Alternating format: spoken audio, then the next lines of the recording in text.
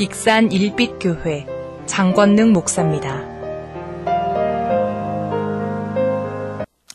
오늘도 참 세상은 하루하루가 요주경 속에서 살아가는 것 같습니다.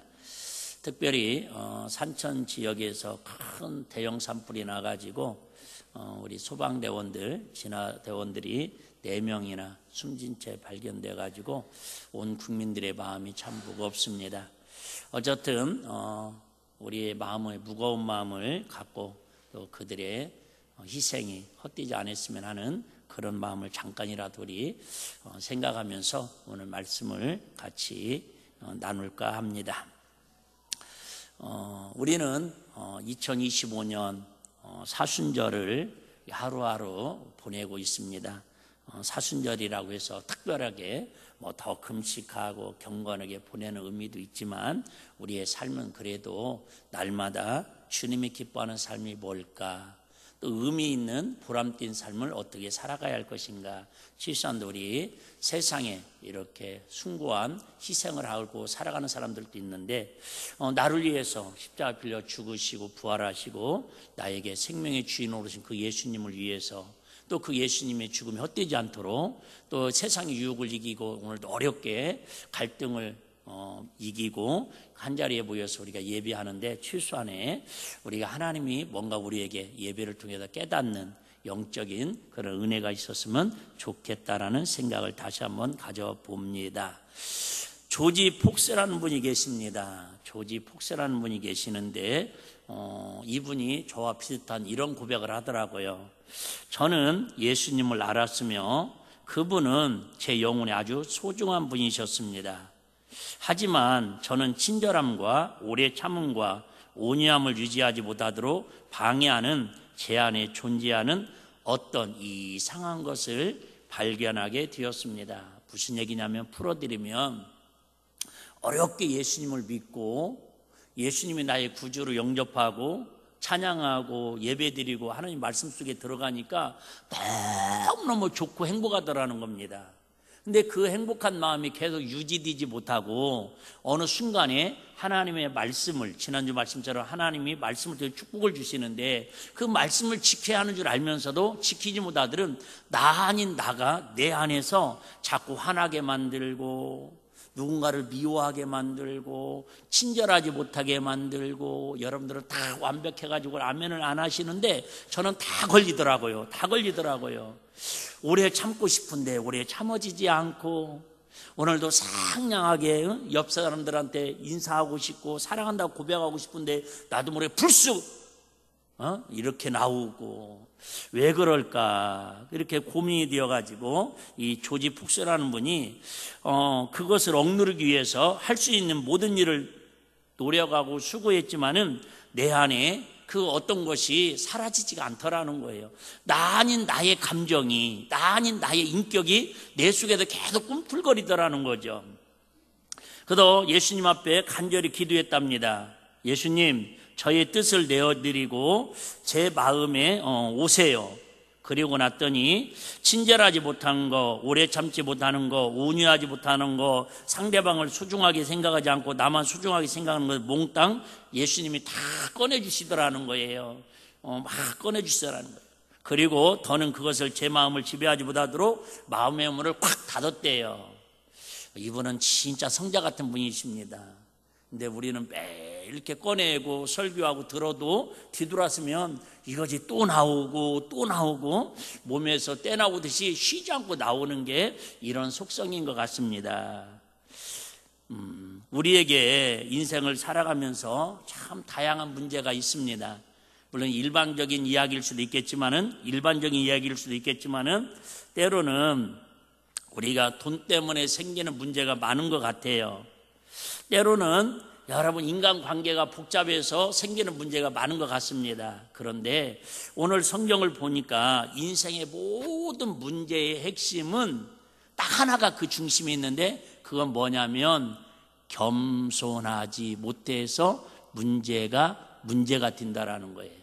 겸손하지 못할 때 문제가 됩니다. 시작. 겸손하지 못할 때 문제가 됩니다. 다시 얘기할게요. 우리 고등학교 때 교련 선생님이 계셨어요. 옆길로 또 빠진다. 그런데 이 교련 선생님 성함이 뭐냐면 대부분 남자 고등학교의 교련 선생님은 무서울까요? 약간 상냥할까요? 무섭습니다. 아주 지도부 선생님인데 이름이 이문재 선생님이셨습니다. 그다 항상 기억나요. 그런데 그분 볼 때마다 그런 생각하거든요. 시험 볼 때 이 문제를 어떻게 정답을 쓸 것인가. 다시 얘기할게요. 모든 문제는 뭐가 전제로 되어 있어요? 정답이 전제로 되어 있습니다.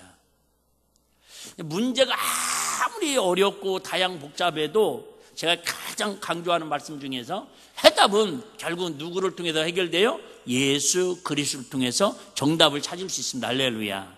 그런데 우리가 이렇게 문제가 되는 게 아니라 문제가 되는 경우는 답이 없을 때인데 그 문제가 없을 때 답만 찾으면 간단한데 진짜 문제는요, 겸손하지 못하면 어떤 노력과 수고를 해도 정답을 제대로 찾을 수가 없다라는 게 오늘 예수님 우리에게 하시는 말씀입니다.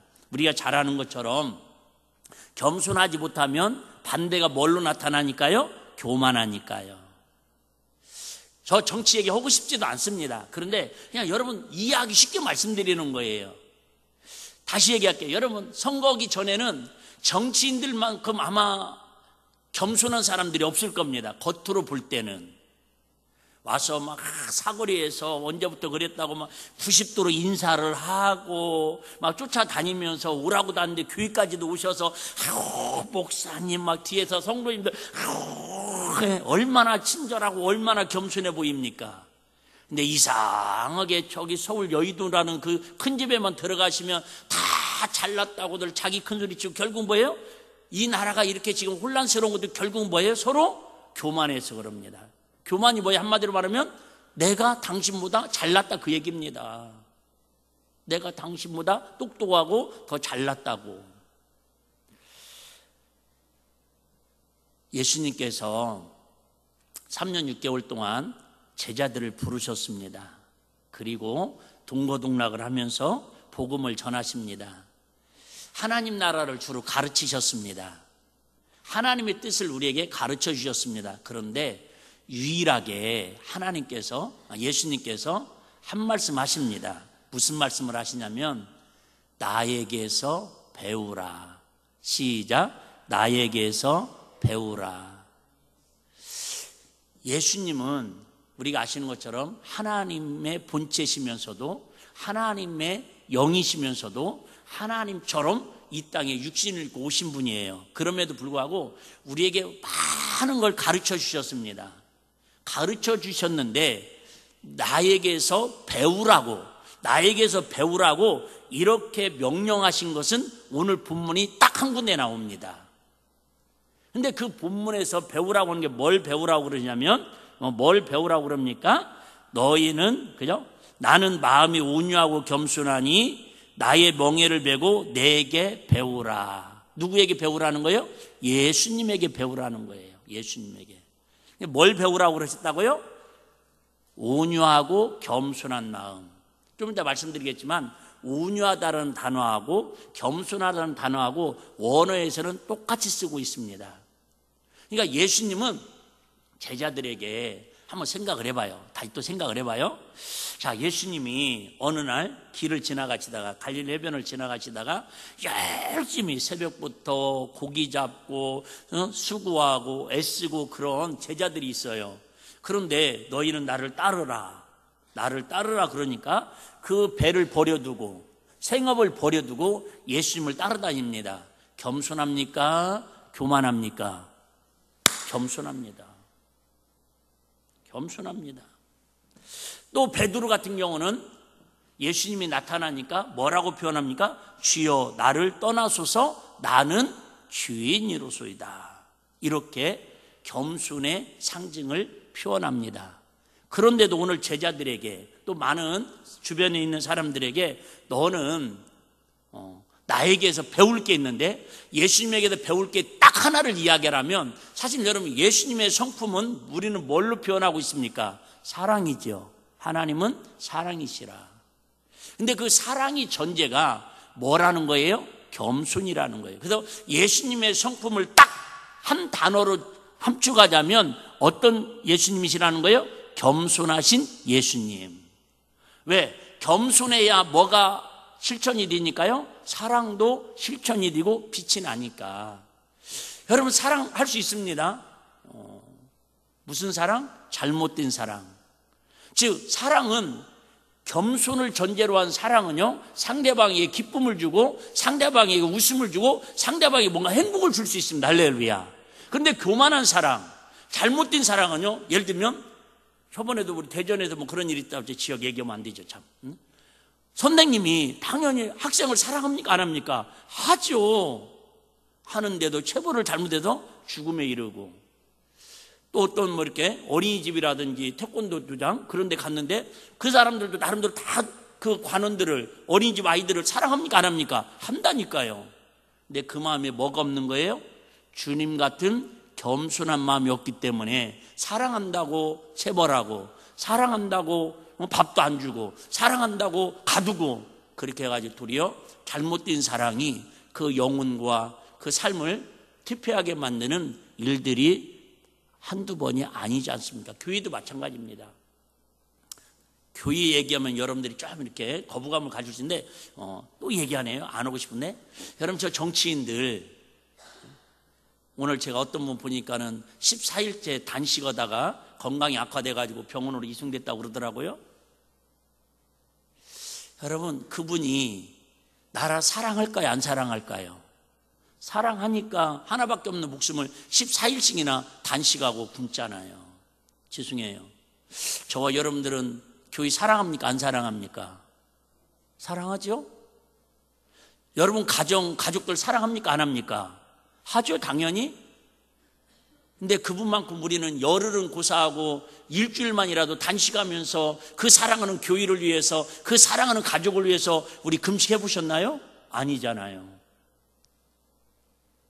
여러분, 다 나라 사랑하는데 그 사랑이, 물론 자기는 그게 진짜 나라 사랑의 표현일지 모르겠지만은 대부분의 국민들이 볼 때는 인정은 하는 사람도 있고 인정하지 못하는 사람도 있다, 그 말입니다.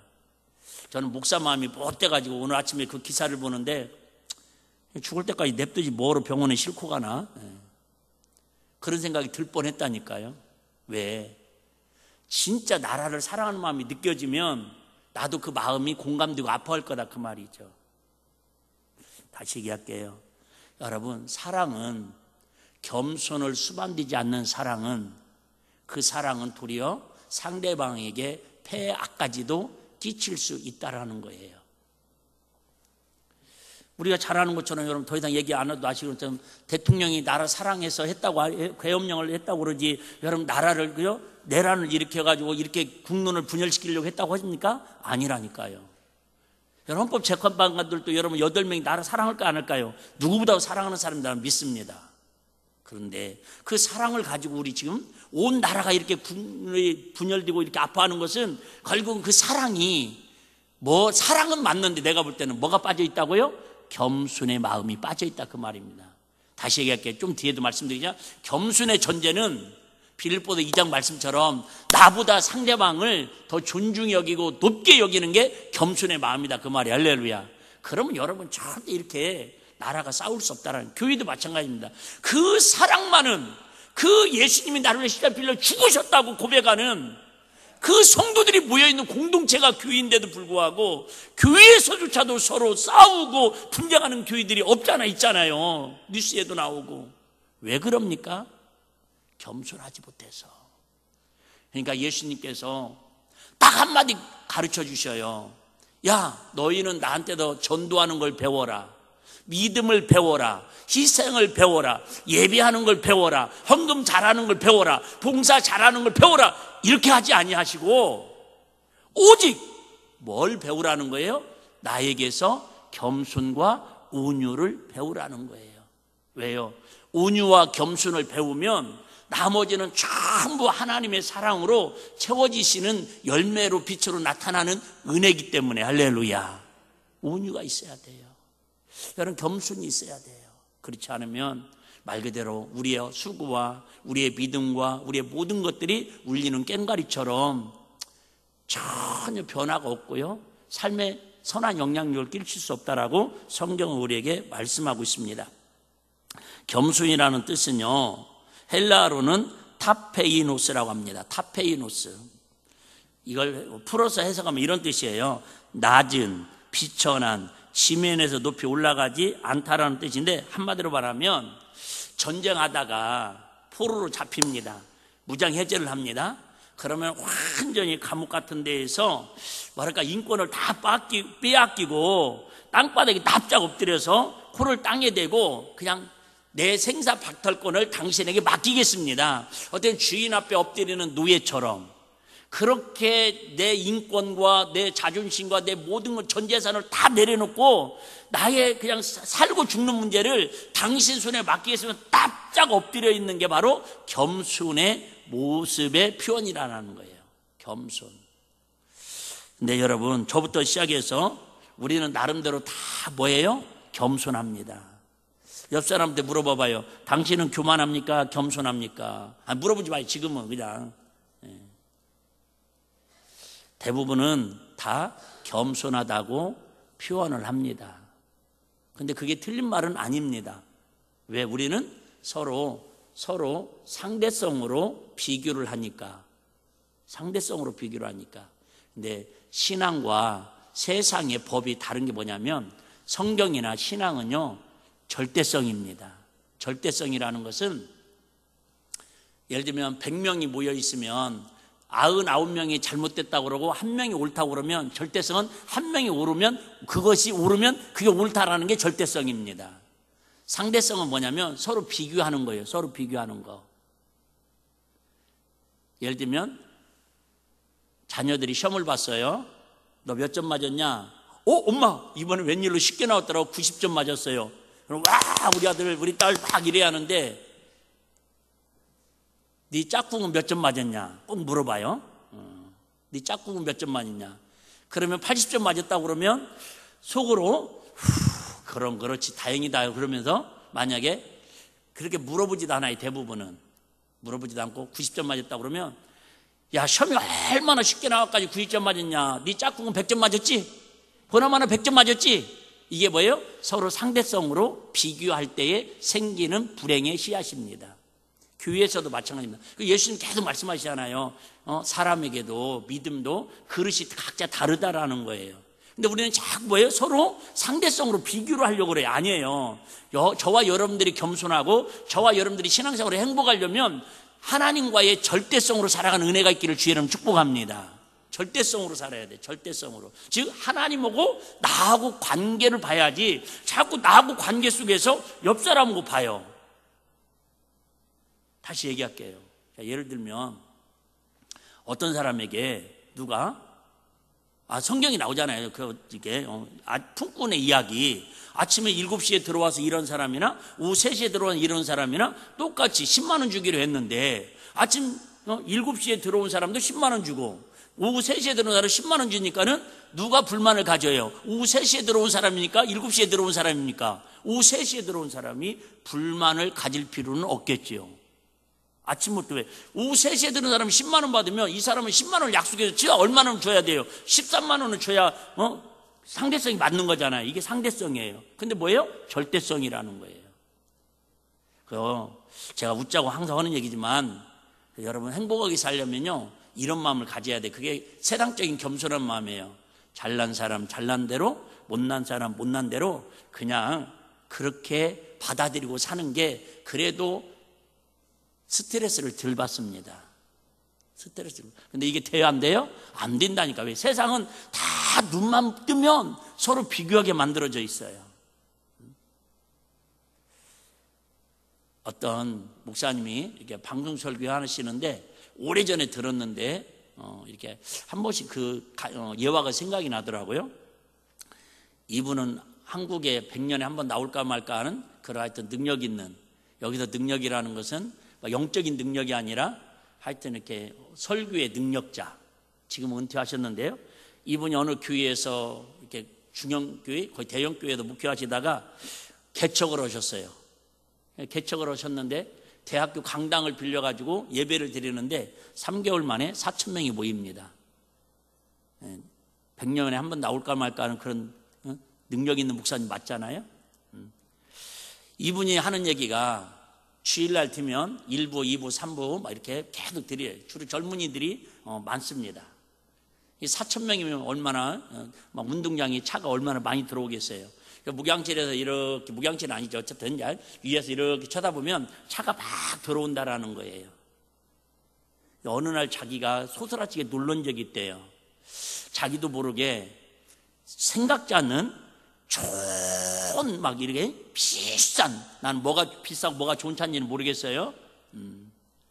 차들이 들어오면 자기도 모르게 저 차 타고 온 사람은 누구일까? 사업을 하는 분일까? 직장을 다니는 분일까? 자기 나름대로 이해 드시죠? 뭔 말인지.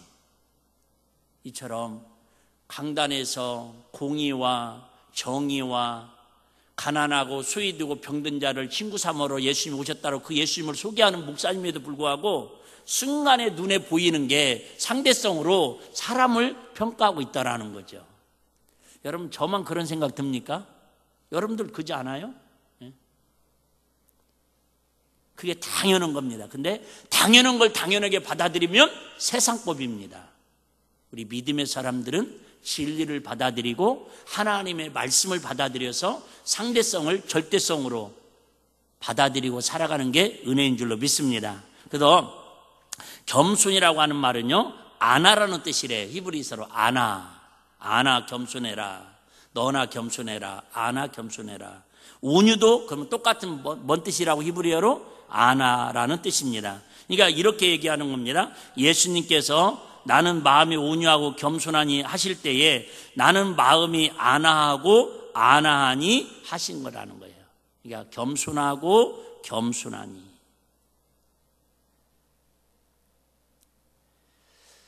그런데 우리가 제일로 일처럼 예수님한테 예수님이 친히 배우라고 한 딱 한마디가 겸손하고 온유하라고 가르치셨는데 우리는 이 부분에 대해서 많이 이렇게 언급을 설교 중에도 하지 않습니다. 왜요? 부담스러우니까요. 차라리 예수 잘 믿으면 복 받습니다.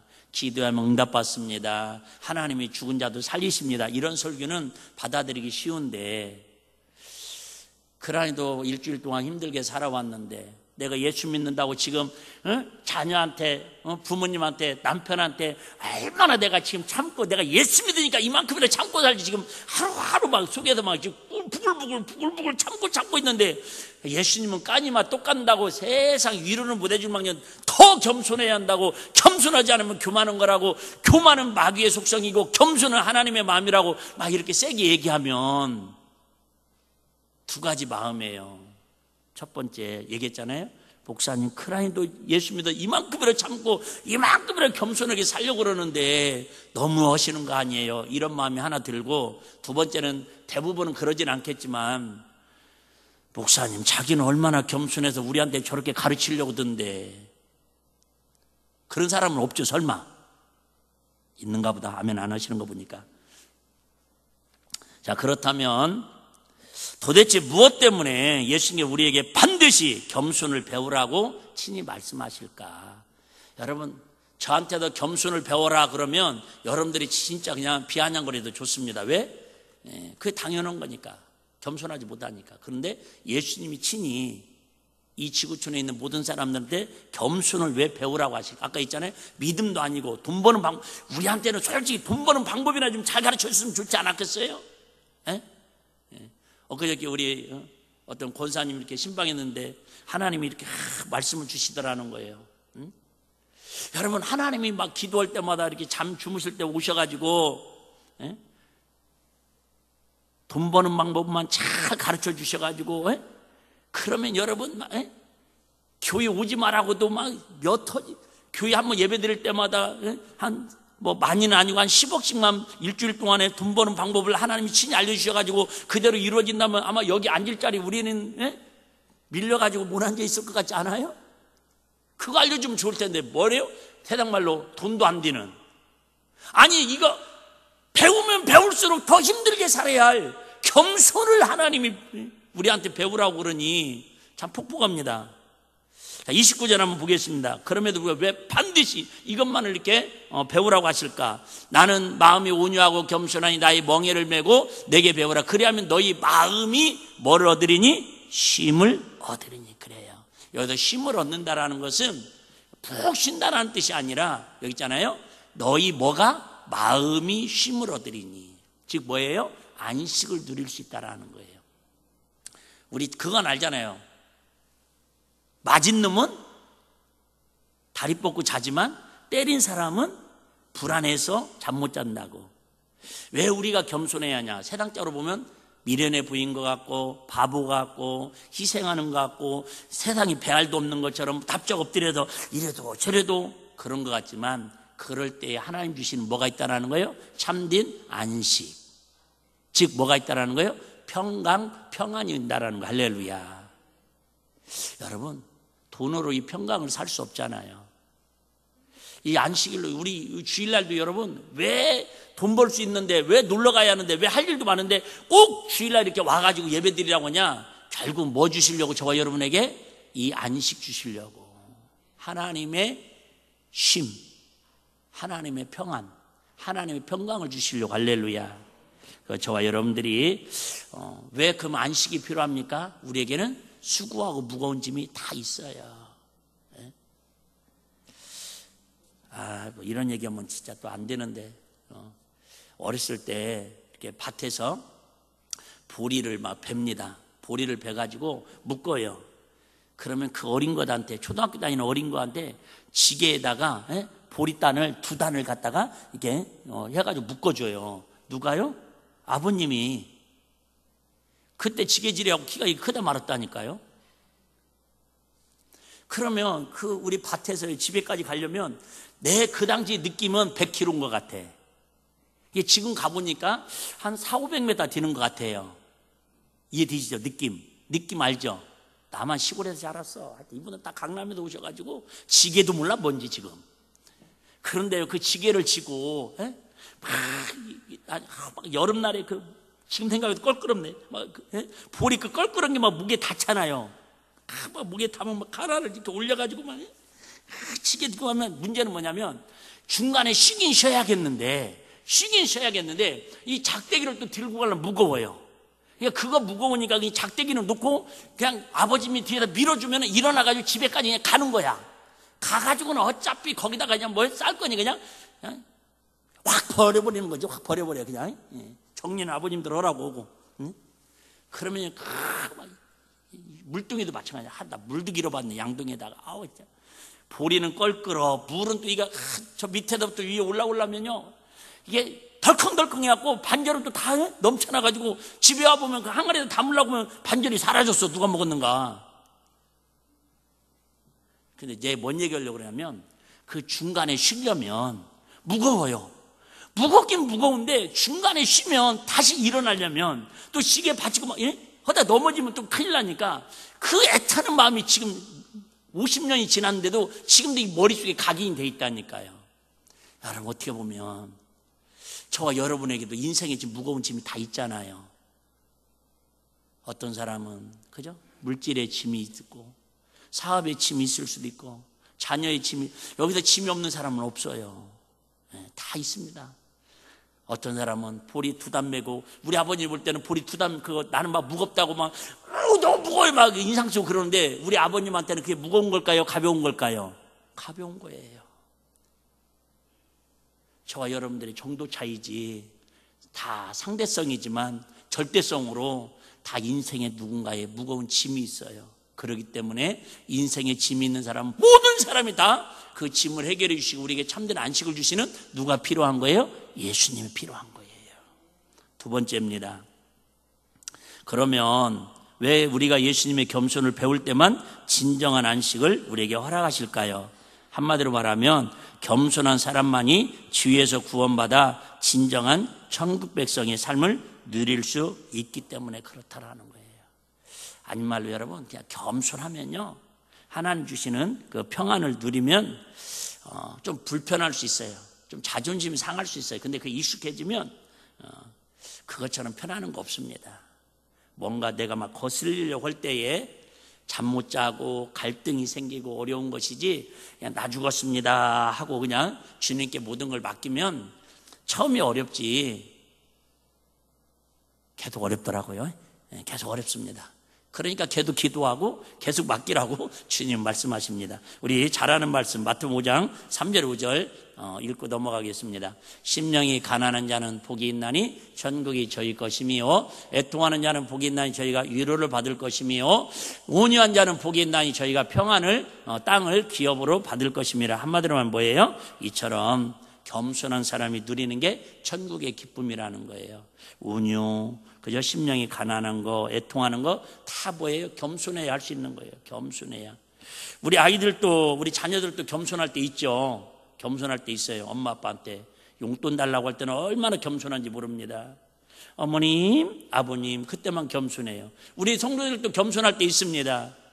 뭐예요? 아쉬워가지고 하나님 앞에 뭐 기도응답 해달라고 뗐을 때는 겸손해지십니다. 그러다가 조금 거시기해지면 또 다 똑같습니다. 다 똑같습니다. 그러면 마지막으로 우리가 어떻게 하면 예수님에게서 겸손을 배울 수 있겠습니까? 이게 참 중요한 말씀인데요. 짧은 시간에 어떻게 설명이 될지 모르겠네요. 29절입니다. 자, 29절. 자, 나는 마음이 온유하고 겸손하니, 시작. 나의 멍에를 메고 내게 배우라. 그러면 너희 마음이 쉼으로. 자, 여기서 핵심 단어가 뭐냐면 나의 멍에를 메고. 자, 나의 멍에. 나의 멍에는 여기서 나는 누굴까요? 예수님. 중요한 겁니다. 지금까지 조르셨더라도 이 말씀은 꼭 기억하셔야 오늘 예배 드리는 목적이 여러분들이 의미가 있는 거예요. 자, 예수님이 말씀하시기를 나의 멍에는. 자, 멍에는 누가 매는 거예요? 또 강남에서 와가지고 알 수가 있나? 이분들이 참 폭포하네. 내가 진짜 초등학생도 아니고. 멍에는 누가 매는 거예요? 소가 매는 거예요. 소. 중, 대. 음식점 가도 대는 시켜봤지만 소는 잘 모르시는구만요. 또 지금은 당연히 물론 트랙터로 농 갈고 뭐 이항기로 막 이렇게 하고 드론으로 농약 주고 그러니까 이게 참, 근데 성경이 쓰여질 땐 그래요. 우리 어렸을 때 시골에서도 지금처럼 논 갈고 밭 가를 때 소가 갑니다. 소가 갈아요. 근데 우리 동네에는 주로 소가 한 마리가 멍에, 이렇게 멍에라고 알죠? 이렇게 여기다 걸어가지고 얼마나 아프겠어요. 이 꺾기 기역자로 꺾어가지고 막 여기 걸면 막 힘을 쓰잖아요. 그런데 언젠가 보니까는 저기 수학여행 갔을 때인가 경주에 가니까 거기는 경상도잖아요. 경상도를 비하는 게 아니라 강원도처럼 밭이 그냥 이만해. 텃밭 찌매네 이만해. 그러는 봤더니 세상에 거기는 난 처음 봤거든. 놀랬거든요. 우리 동네는 그래도 완주군 화산명 운곡리 513번지 그 동네는 그래도 논밭을요 소가 갈았어요.